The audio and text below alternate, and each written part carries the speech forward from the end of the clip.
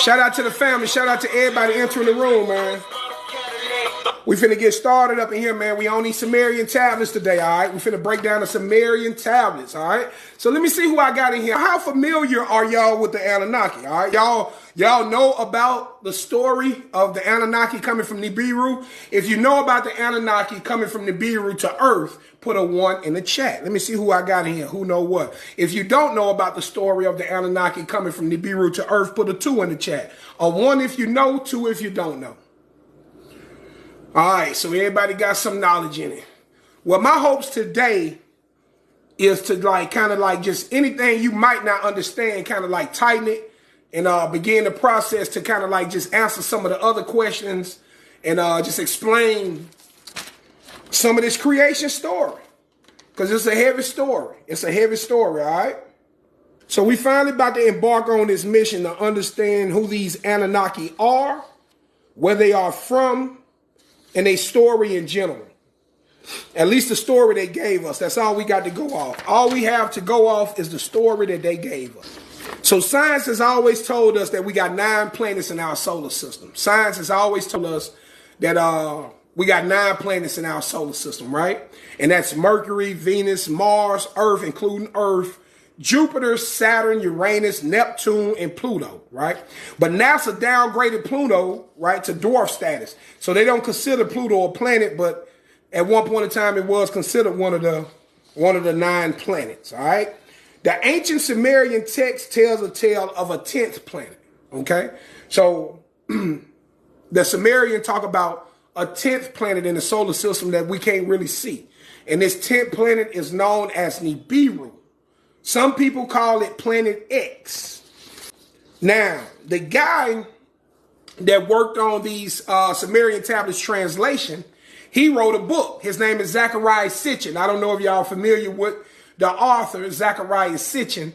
He wrote a book called The 12th Planet, right? In which he breaks down the Anunnaki story coming from Nibiru to Earth. He calls it the 12th planet because he's including Sirius A and Sirius B. Okay? So he's including Sirius A and Sirius B, which the Dogon of Mali, the Dogon tribe of Mali knew about this planet that circuited Sirius A. They knew about it for thousands of years. NASA only found out about it in 1995.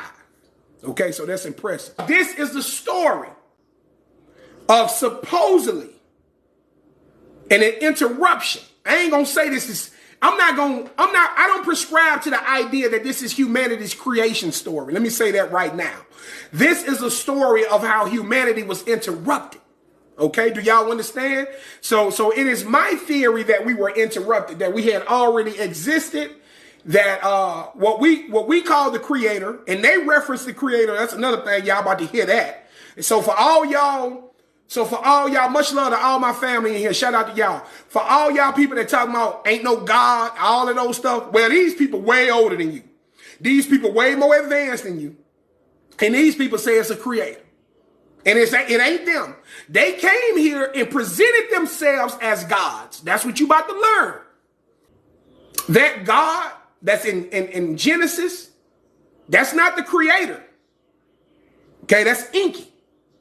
That's Lord Enki and what he did here. So that's what I'm gonna break down for y'all, man. I'm just trying to get y'all to understand.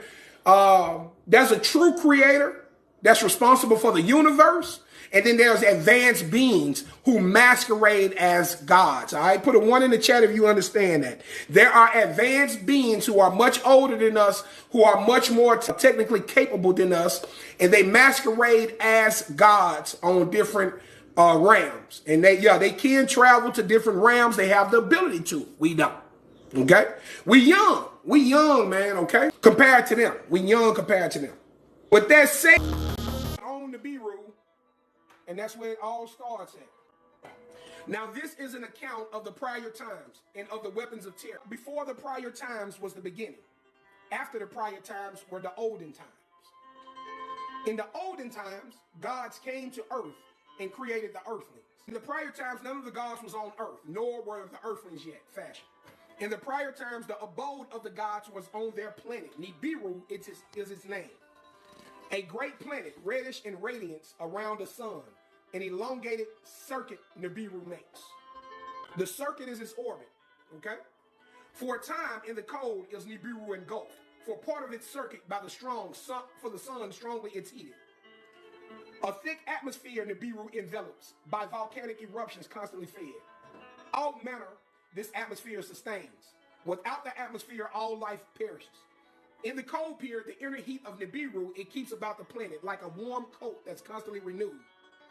In the hot period, it shields Nibiru from the sun's scorching rays. They are explaining their atmosphere, how their atmosphere keeps them safe from being so close to the sun, and also half of their planet being so far away from the sun, okay?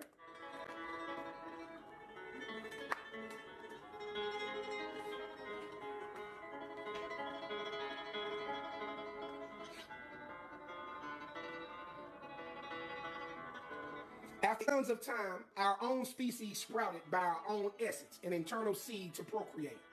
As our numbers grew to many of the regions, Nibiru spread. Some tilled the land, some four-legged creatures shepherded.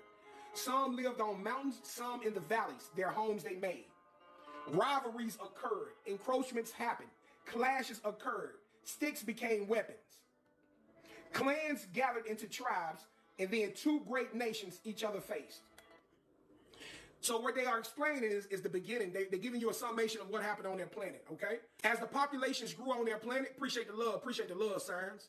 As the population grew on their planet, they said that the people began to develop technology. Sticks turned into weapons, right? Sticks turned into weapons.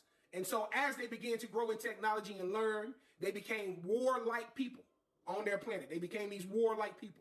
And then the north and the south of Nibiru started to go to war, okay? This is just giving you the beginning of what took place on their planet. So right now they're explaining how war came to their planet. The nation of the north against the nation of the south took up arms.